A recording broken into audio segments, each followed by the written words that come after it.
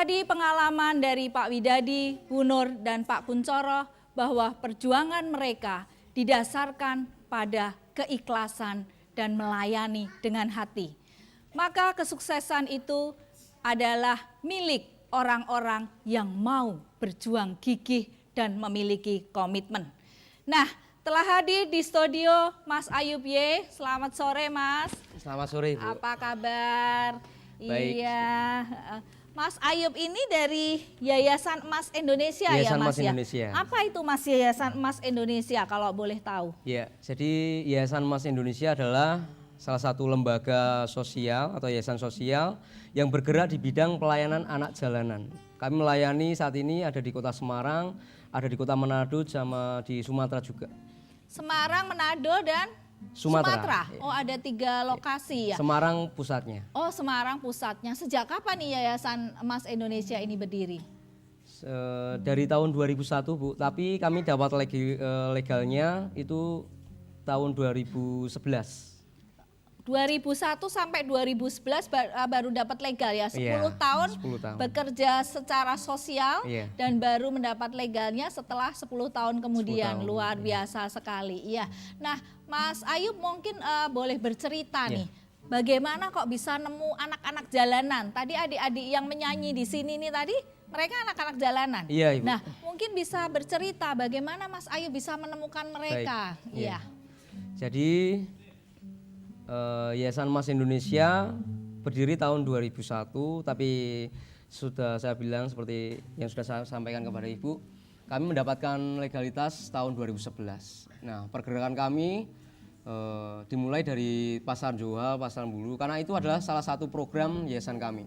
Tujuan utama visi misi yayasan kami adalah mengentaskan permasalahan anak jalanan yang ada di kota, baik di Semarang maupun yang nanti akan menjadi cita-cita kami di seluruh Indonesia, seperti itu.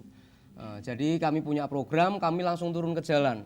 Dari situ kami tahu permasalahan mereka seperti apa. Jadi kalau memang ada anak-anak yang terlantar atau memang benar-benar butuh bantuan, kami bawa ke rumah pengentasan. Kalau orang-orang yang pada umumnya bilang rumah singgah. Nah, jadi kami memakai kata rumah pengentasan karena itulah visi kami, mengentaskan itu tadi. Jadi ketika kami survei ke lapangan, kami tahu permasalahan mereka, kami bawa ke rumah pengentasan. Karena dalam pikiran kami kalau cuma rumah singgah, kalau rumah singgah itu anak-anak kami bawa atau mereka datang ke rumah singgah, terus mereka akan pulang lagi ke komunitas mereka. Menurut kami itu tidak efektif untuk membimbing mereka, jadi presentasinya untuk keberhasilan mereka itu bisa dikatakan 50% ke bawah. Tapi kalau kami menangani mereka dengan sistem rumah pengentasan, mereka ada di rumah pengentasan itu sendiri 24 jam. Jadi memang kami ada full timernya, salah satunya juga saya yang dipercayakan menjadi ketua Yayasan Emas Indonesia.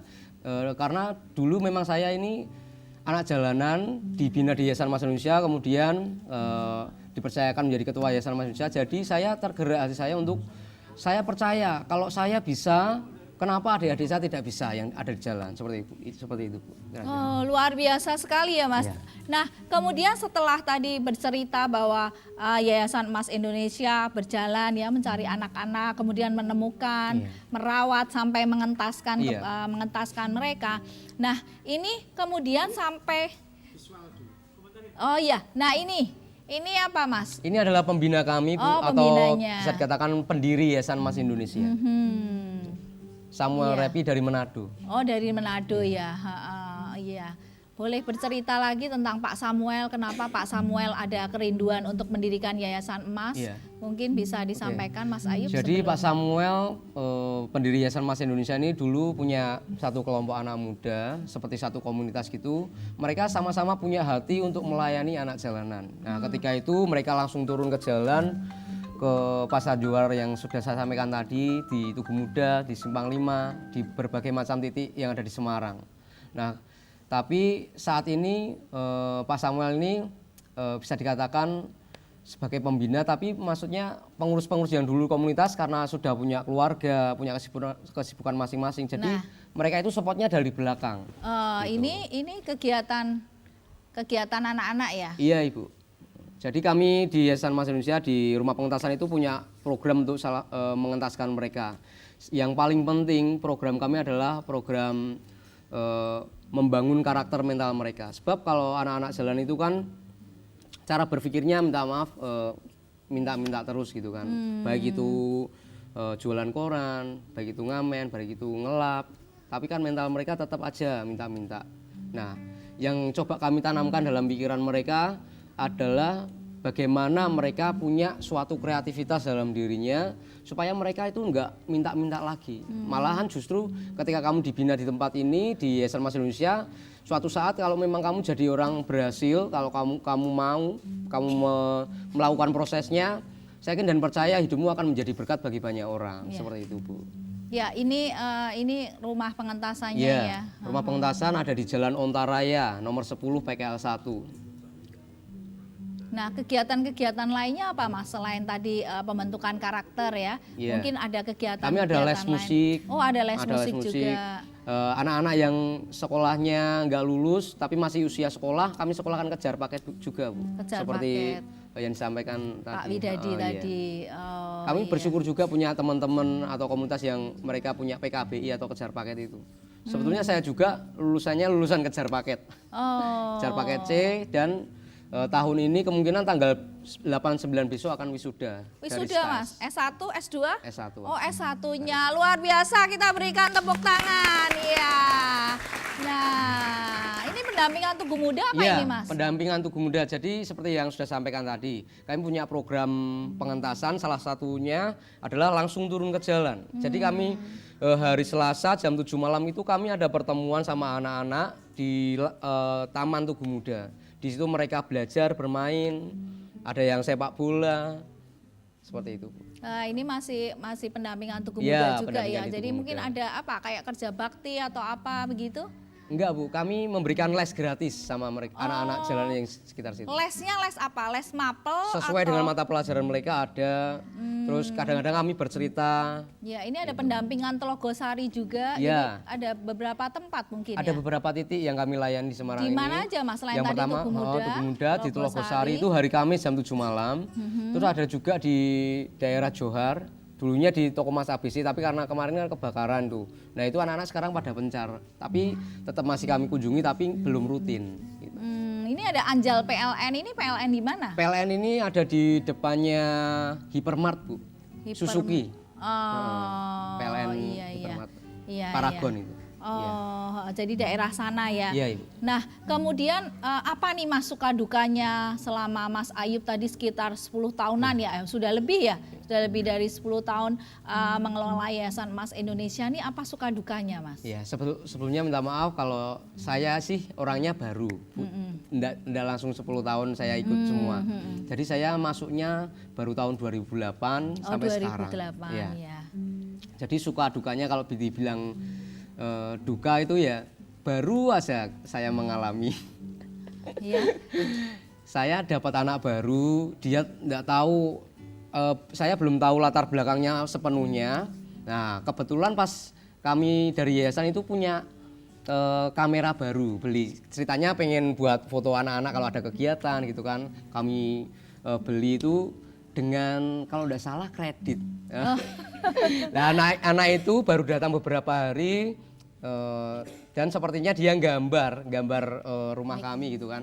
Anak-anak. Terus pada akhirnya ya kamera itu dibawa gitu. Itu yang berita duka terakhir. Dan yang hilang, baru-baru aja. Mas. Dan hilang itu. nggak balik ya. Oh, nggak balik. Terus anaknya juga nggak ketemu. Nggak ketemu. Oh, kalau sukanya apa nih? Ini dukanya tuh pasti ya. Iya. Wong kita yang nggak anak jalanan aja kadang juga mungkin kalau pas apesnya ya hilang gitu ya. Nah ini kebetulan penjenengan mengelola anak jalanan. Sukanya apa sih? Sukanya di dalam hati saya itu seperti ada sesuatu yang luar biasa. Karena saya kan mantan anak jalanan. Orang-orang bilang, bahkan pembina saya pernah ketemu dengan Komnas HAM Anak, Pak Sirait. Pak Sirait beliau bilang sama pembina saya, anak jalanan itu hidupnya nggak bakalan berubah, Pak. Kalaupun sebentar nanti pasti akan balik lagi.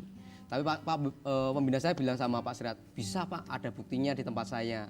Salah satu contohnya yang seperti Mas Niko ini yang main gitar, terus Mas Daud, mereka bisa berubah. Nah dari dalam hati saya itu merasa bangga, merasa ada sesuatu yang rasa sukacita yang luar biasa yang tak yang tak terbendung gitu ketika saya melayani anak jalanan, ketika saya memberikan les gratis sama mereka.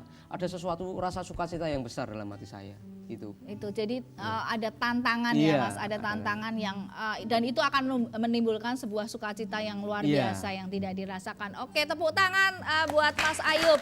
Ya, Mas Ayub, saya boleh ya bertanya dengan salah satu anak jalanan yang Iya, hadir boleh. di sini. Boleh. Jadi bagaimana mereka selama ini di Yayasan Mas Indonesia?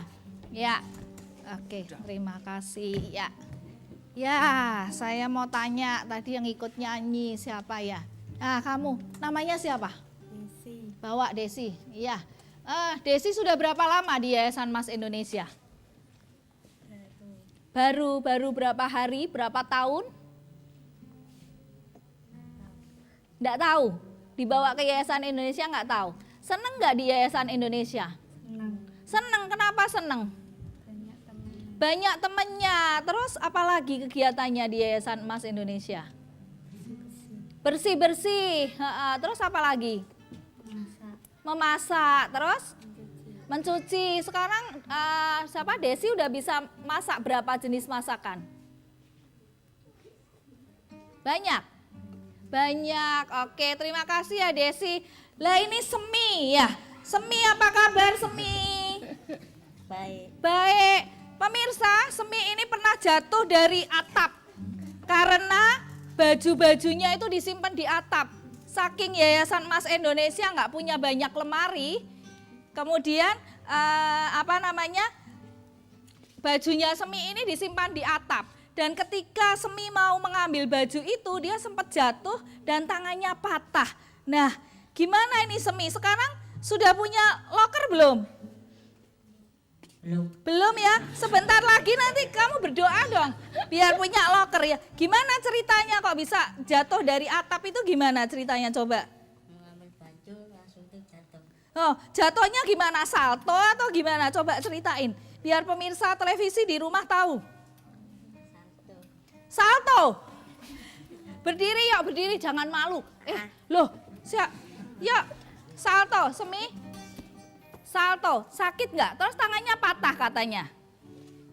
Iya, terus dibawa atau didiamkan di yayasan? Dibawa rumah sakit. Dibawa ke rumah sakit, terus diapakan? Diobati, baik, iya. Nah, ini saya mau tanya lagi Mas Niko nih, ada Mas Niko di sini. Ya, Mas Niko sudah berapa lama nih di Yayasan Mas Indonesia? Saya Baru berapa lama? baru 5 tahun. Baru 5 tahun ya. Mas Niko kok bisa sampai nyasar sampai Yayasan Mas Indonesia ini gimana ceritanya? Apakah ditemukan Mas Ayub atau ditemukan pengurus yayasan atau nyasar sendiri tiba-tiba masuk, wah aku masuk yayasan aja gitu? Diajak loh? Diajak sama Adik saya sama Ayub. Oh, diajak adiknya sama Ayub. Kenapa mau diajak? Kan di yayasan nggak enak. Enak jadi anak jalanan ya. Mungkin nyopet ya, mungkin ambil yang bukan haknya gitu kan lebih enak toh Mas? Iya, sebenarnya seperti itu enak sih. Iya. Nah, apa yang mendorong Mas Niko bisa masuk ke yayasan? Melihat mereka bisa berubah. Melihat mereka bisa berubah. Tepuk tangan. Iya. Ini sesuatu hal yang luar biasa ya. Kok kenapa itu melihat mereka bisa berubah? Kan Anda keker, waduh, tatonya juga banyak ya. Nah, ini kok kenapa mesti melihat mereka berubah ke arah yang baik, itu mendorong Anda untuk bergabung dengan Yayasan Mas Indonesia? Dulu saya mengira saya ini mantan anak jalanan, preman seperti itu, dan mustahil jika saya itu bisa berubah. Tetapi ketika saya melihat adik sama kakak saya berubah, secara spontan saya juga ingin berubah seperti itu. Atas dasar mereka setiap hari menemui saya, terus bilang bahwa saya bisa berubah, pasti kamu juga bisa berubah seperti itu. Iya. Dan itu akhirnya yang mendorong tentunya perubahannya tidak secepat membalikan telapak tangan ya Mas Niko ya. Nah, ini tantangan-tantangan apa saja yang dihadapi Mas Niko dari yang tadinya anak jalanan kemudian menjadi berubah dan bertobat ini tadi, bagaimana ceritanya ini? Saya didoakan lalu saya mengalami satu musibah yang mungkin orang-orang itu waduh seperti didramatisir seperti itu. Tapi menurut saya ini suatu hal yang nyata.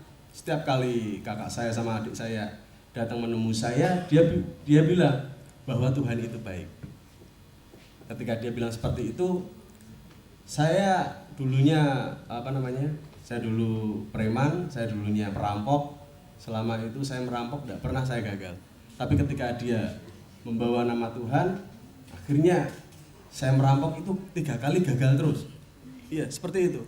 Yang saya rampok malah polisi. Iya.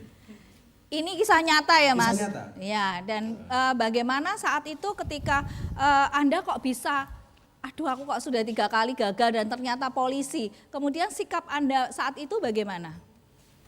Ketakutan saya. Mhm. Karena dulu saya menganggap diri saya itu seperti Tuhan. Sombong saya. Tapi akhirnya ya seperti inilah saya. Nggak bisa apa-apa. Jadi dulu saya mengira saya ini orang yang paling hebat. Saya orang yang paling kuat. Tetapi kenyataan saya ini nggak ada apa-apanya. Seperti itu. Dulu saya melihat Ayub, Daud ketika kita bertiga gitu di jalan, wah itu seperti Tuhan kita. Kita sombong karena kita orang-orang yang berani seperti itu. Tapi dari itu satu persatu mereka bertobat dan mereka bisa ternyata. Akhirnya saya dimotivasi sama adik saya, sama kakak saya. Akhirnya saya mau. Dan ternyata juga saya bisa berubah. Gitu.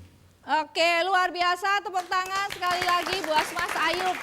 Satu lagi nih, yang jauh dari Ambon. Iya, nih Ambon nih, pegang ya. Ambon gimana ceritanya nih sampai ke Yayasan Mas Indonesia? Karnang.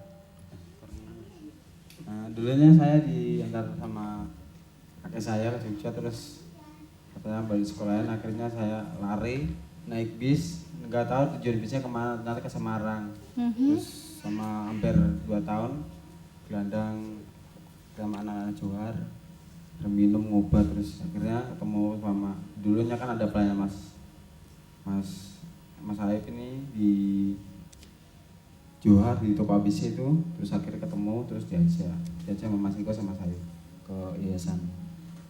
Berarti Ambon sudah di Yayasan Mas Indonesia berapa lama? Hampir 3 tahunan. Hampir 3 tahun. Gimana perasaannya Ambon ketika bergabung dengan teman-teman dari Yayasan Mas Indonesia? Ya senang, dapat banyak pelajaran di sana. Pelajarannya apa aja coba? Ya kayak tentang dulu aku nggak tahu tentang pekerjaan apa, tapi sekarang kan udah tahu. Diajari mengerjakan banyak hal. Kemudian apa lagi? Ya punya banyak teman. Ya, banyak yang saya dapat di sana banyak. Terus Ambon pengen pulang nggak ke Ambon? Ya, pengen. Nah, terus caranya gimana Ambon pengen pulang ke Ambon ini? Ya, Bekerja. Terus sudah nabung belum? Belum. Katanya pengen pulang ke Ambon bekerja. Nah, kalau misalnya nanti ada seseorang atau tiba-tiba ada rezeki buat pulang ke Ambon, kemudian mau pulang. Terus ngapain di sana?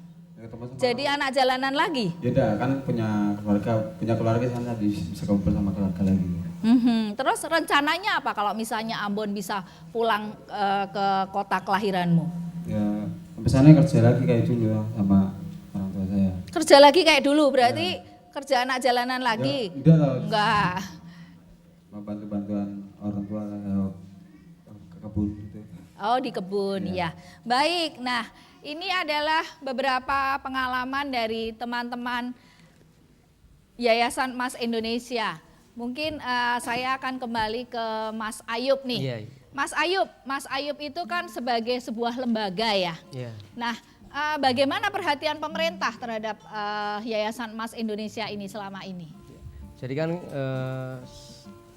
tadi saya bilang yayasan kami bekerja sama dari tahun 2011. Karena kami berpikirnya kalau di dinas itu kan ada haknya anak yang perlu kami perjuangkan. Salah satunya yang kami dapatkan atau manfaatkan sekarang ini yang kami dapat yaitu program PKSA, Ibu. Itu adalah program kesejahteraan sosial anak. Dari anak kami beberapa kan ada di database anak kami itu ada sekitar 125. Nah, yang dapat PKSA itu saat ini masih 40 karena PKSA memang dibagi rata ke seluruh Indonesia gitu kan. Tapi kami bersyukur dengan adanya kami bekerja sama dengan pemerintah. Sebetulnya di pemerintah itu ada hak-hak yang harus diperjuangkan untuk anak gitu. Bersyukurnya kami seperti itu. Jadi selama ini perhatian pemerintah sudah cukup besar ya. Iya, lumayan. Nah, kemudian bagaimana untuk penanganan anak-anak jalanan itu sendiri? Misalnya pembinaan, kemudian pelatihan atau apa-apa. Itu apakah dari pemerintah juga ada perhatian khusus atau kebijakan khusus atau semuanya diupayakan oleh teman-teman dari yayasan sendiri? Ada Ibu, memang beberapa kali kami mendapatkan program dari pemerintah, misalnya pelatihan memasak bahkan bagi ibu-ibunya anak jalanan. Pelatihan memasak supaya mereka dapat mandiri, anak-anak mereka nggak perlu turun ke jalan gitu kan. Jadi mereka ada pelatihan memasak, kalau untuk anak-anaknya yang cowok usia remaja ada pelatihan bengkel juga gitu. Iya. Oh ya, jadi selama ini perhatian pemerintah sudah cukup besar ya. Ya. Nah, ini kemudian selain itu mungkin ada Mas Ayub bisa cerita kira-kira dari selama Mas Ayub ada Yayasan Emas Indonesia itu berapa anak yang sudah berhasil dientaskan? Mungkin lulus SMA, mungkin lulus SMP atau bisa menyelesaikan kejar paket atau gimana begitu? Iya. Jadi kalau menurut kami arti kata mengentaskan itu jadi misalnya seperti yang Ibu tadi bilang, mereka lulus SMA itu bisa dikatakan sudah dientaskan. Ya itu salah satunya, misalnya contoh seperti adik saya Meme itu dulu dari kecil dia dieksploitasi Bu sama orang tuanya untuk minta-minta di Simpang 5. Sekarang dia lulus SMA dan mungkin kemungkinan tahun ini akan dikuliahkan. Wow, Meme mana Meme? Meme berdiri? Meme di mana? Mungkin masih memenya lagi keluar ya. Oke. Terus ada yang Mbak Tri juga dulu sebetulnya salah satu anak binaan, tapi kayaknya keluar juga tuh. Sekarang dia kuliah di PGRI Bu. Salah satu binaan Yayasan Emas Indonesia, sekarang kuliah di PGRI. Dulu kami pernah bikin PAUD juga. PAUD itu kami sediakan untuk anak-anak jalanan. Itu berjalan 2 tahun, tapi karena yang bimbing Mbak Tri itu tadi fokus KKN dulu mau skripsi, jadi sementara ini off dulu. Sebetulnya sayang, tapi karena memang keadaannya kami seperti ini, kemungkinan tahun depan kami akan buka lagi. Untuk PAUD-nya untuk ya? PAUD. Untuk kayak dana-dana PAUD segala itu dari mana untuk pembiayaannya? Dari yayasan sendiri atau ada donatur secara khusus? Dari yayasan sendiri. Dari yayasan sendiri, ya. Oke, baik pemirsa, kita sudah melihat beberapa teman-teman yang hadir di sini, anak-anak jalanan yang sudah dibina oleh Yayasan Emas Indonesia. Pemirsa, kita tidak perlu menjadi kamera atau menjadi tongsis. Ketika diangkat, mereka semua tersenyum. Kita juga tidak perlu menjadi seseorang yang memiliki lagu-lagu kenangan. Ketika lagu itu diputar, orang akan mengenang kita. Tetapi apa yang telah disampaikan oleh para narasumber sore hari ini memberikan inspirasi kepada kita semua. Bahwa kita adalah orang-orang yang berbahagia ketika kita bisa bermanfaat untuk sesama kita. Selamat sore, siapapun Anda yang bisa memberi inspirasi dari kegiatan-kegiatan Anda, silahkan bisa menghubungi kami untuk bisa hadir dan berpartisipasi pada acara Sang Inspirator setiap bulannya. Tidak ada kekhususan yang bisa diberikan untuk Anda menjadi seorang inspirator. Maka dari itu, jadilah inspirasi untuk sesama Anda. Berbahagia untuk bisa menjadi dan bermanfaat buat semua orang. Sukses untuk Anda semua. Sebagai lagu penutup, anak-anak Generasi Emas Akustik akan mempersembahkan sebuah lagu. Tak ada manusia yang terlahir sempurna. Jangan kau sesali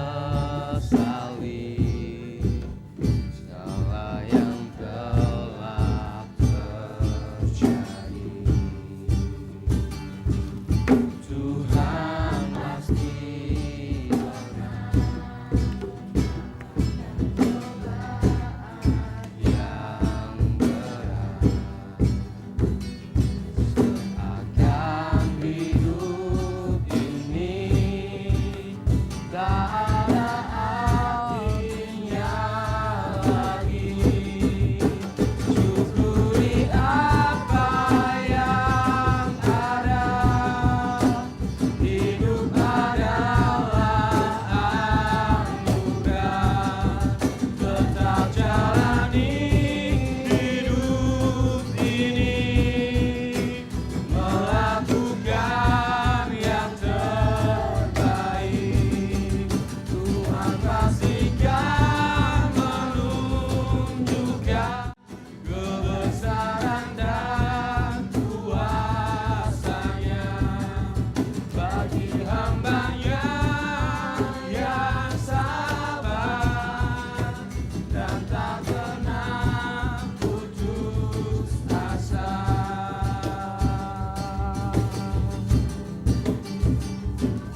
Tak ada manusia yang terlahir sempurna. Jangan kau sesali segala yang telah terjadi. Syukuri apa yang ada. Hidup adalah anugerah. Tetap jalani hidup ini, melakukan yang terbaik. Tuhan pastikan menunjukkan